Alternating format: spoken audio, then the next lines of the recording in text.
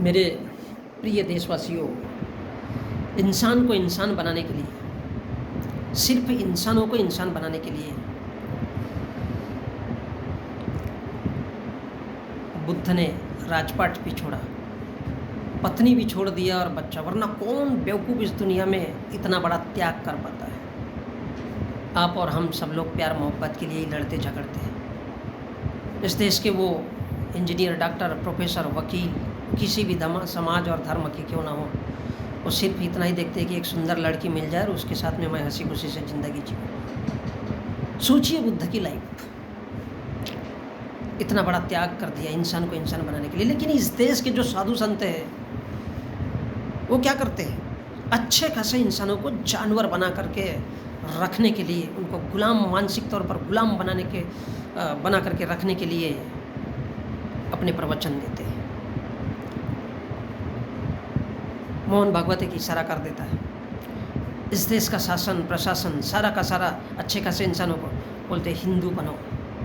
ये इंसानों को, अच्छे खासे इंसानों को जानवर बनाने के लिए। और बुद्ध ने क्या किया?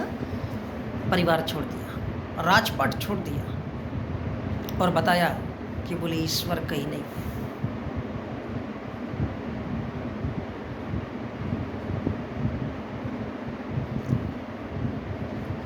उसके बहुत से वर्षों बाद कबीर ने बताया,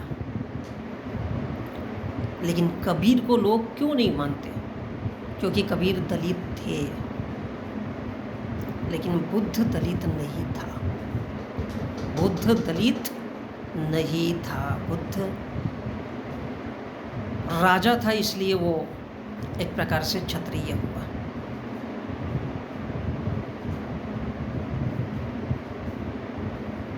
क्षत्रिय भी नहीं था। बुद्ध नागवंशीय था। वो कभी भी अपने आप को अत्रिय, क्षत्रिय, बुद्ध या उनके विचार वंशज में ये बात आती ही नहीं है कि वो क्षत्रिय था। ये ब्राह्मणों की देन है भारत में। बुद्ध ने कहा मैं इंसान हूँ, तुम भी इंसान हो। इंसान पैदा होता है, मरता है, इतनी सी उसकी लाइफ है। और धरती पे हम एक निश्चित समय के लिए मेहमान के तौर पर अपना जीवन बिताते हैं। जो पैदा हुआ है वो मरेगा, बात खत्म। इसी बात को समझाने के लिए सम्राट अशोक ने युद्ध छोड़ दिया, अपनी तलवार तोड़ दिया। और इस देश के साधु संतों और इस देश के धार्मिक ग्रंथ, चाहे वो रामायण हो, महाभारत हो, 108 उपनिषद हो, 4 वेद हो, ये सारे के सारे सिखाते हैं कि इंसान को क्या, शस्त्रों की पूजा करना चाहिए। गाड़ी खरीद लिया, पूजा करो। बंदूक लाए हो, पूजा करो, बंदूक की पूजा करो। तभी तो धाय धाय धाय धाय सामने वाले को मारेगी। क्योंकि हत्या करना ये ब्राह्मणों का प्रमुख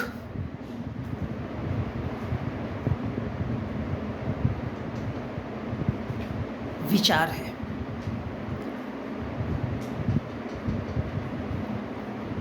ब्राह्मणों का प्रमुख अस्त्र है हत्या करना और करवाना लोगों के द्वारा। पुष्यमित्र सोम ने लोगों की हत्या करवाई है। हम देखते हैं उत्तर प्रदेश में जब कल्याण सिंह मुख्यमंत्री था तब कार सेवक चढ़ गए थे और कल्याण सिंह को गृह मंत्री से जब फ़ोन गया कि बोले कार सेवक चढ़ गए, कुछ गोली वोली चलाओ, उनको कुछ रोको, तो कल्याण सिंह ने कहा कि मैं त्यागपत्र दे दूंगा लेकिन कार सेवक वहाँ से नहीं हटेंगे। बोले तोड़ने दो। बोले दिन कौन सा है? बोले 6 दिसंबर। 6 दिसंबर क्या है? डॉक्टर अंबेडकर की पुण्यतिथि। बोले काला दिवस मनाएंगे। भारत के लोगों का इतिहास देखिए, उनकी सोच देखिए। बोले उसको काला दिवस मनाएंगे। लोग उस इंसान की पुण्यतिथि को नहीं मनाना चाहिए, भूल जाना चाहिए। और जब एक लंबा वक्त बीतता तो डॉक्टर अंबेडकर को सिर्फ ये विष्णु का 64वां या 32वां और भी कोई 64वां, 66वां या 108वां अवतार बता दिया जाता है। इसी प्रकार से भारत में तमाम देवी देवताओं की संरचना रची गई है। ये मूलतः भारत के बौद्धिस्ट कल्चर के लोग थे। तो इस प्रकार सम्राट अशोक ने इंसान को इंसानों की शिक्षा देने के लिए, पता है ये कौन सा देश है? बुद्ध के काल में तकरीबन 24 से 28 भारत में यूनिवर्सिटी थी। तक्षशिला, नालंदा, उज्जैनी, कांचीपुरम, ये सब भारत के विश्वविद्यालय। बुद्ध के शासनकाल में या सम्राट अशोक के शासनकाल में केवल शिक्षा का प्रचार किया गया, शिक्षा, ओनली शिक्षा का प्रचार किया गया। स्त्री पुरुष सभी एक समान।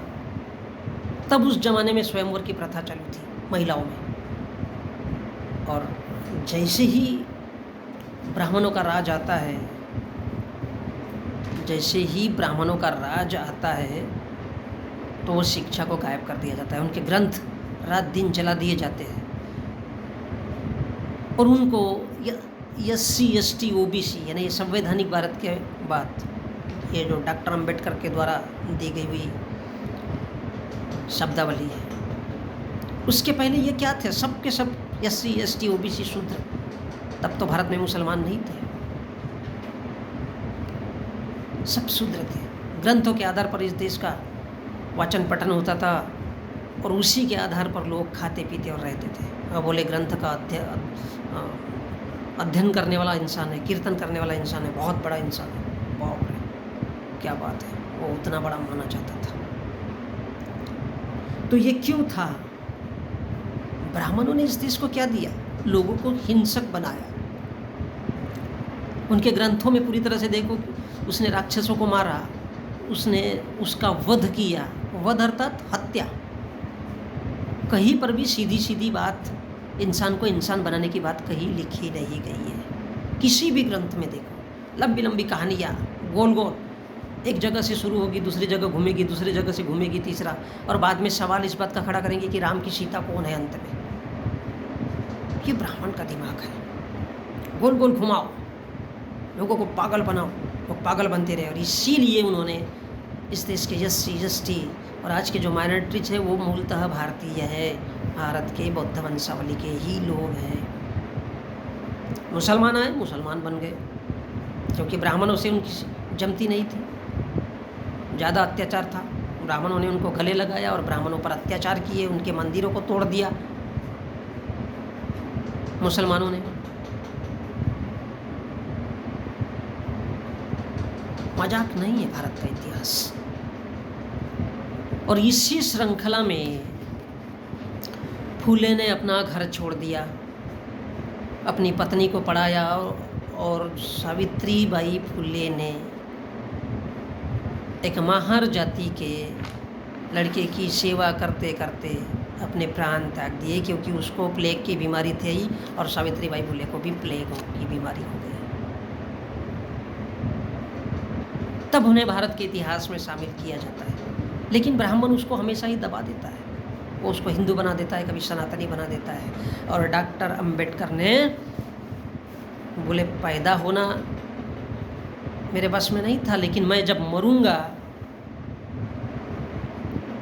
तो इस हिंदू वंशावली में नहीं मरूंगा, हिंदू धर्म में नहीं मरूंगा, क्योंकि दुनिया का सबसे बेकार और शैतानी धर्म है। लोगों को आतंकी कैसे बनाना है, लोगों को पागल कैसे बनाना है, लोगों को मूर्ख कैसे बनाना है, इसके अलावा और कुछ भी नहीं सिखाता है। अब सोच करके देखो, कोई साधु संत कहता है क्या कि बेटा मेरे पास से 200 रुपया ले लो, एक किताब खरीद लेना और अपने पढ़ाई लिखाई करना। किसी गरीब की मदद करता है क्या? लोग भूखे सोते हैं, लोग भूखे सोते हैं। 9 करोड़ लोग को खाना नहीं मिलता है। 9 करोड़ लोगों का, ये भारत की तस्वीर है, 9 करोड़ लोगों को खाना नहीं मिलता है, 2 वक्त की रोटी नहीं मिल पाती। आज हम 2023 में जी रहे हैं, ऐसे भारत में जीने के बावजूद हम क्या देख रहे हैं? हिंदू बनो। उस देश में रहते हैं जिस देश में कुछ लोगों ने अपनी तिलांजलि दे दी। इंसानों को इंसान बनाने का पूरी तरह से मार्ग उन लोगों के सामने रख दिया, लेकिन लोग कभी नहीं सुधर पाते। पता है क्यों? क्योंकि जानवरों को कभी सुधारा नहीं जा सकता।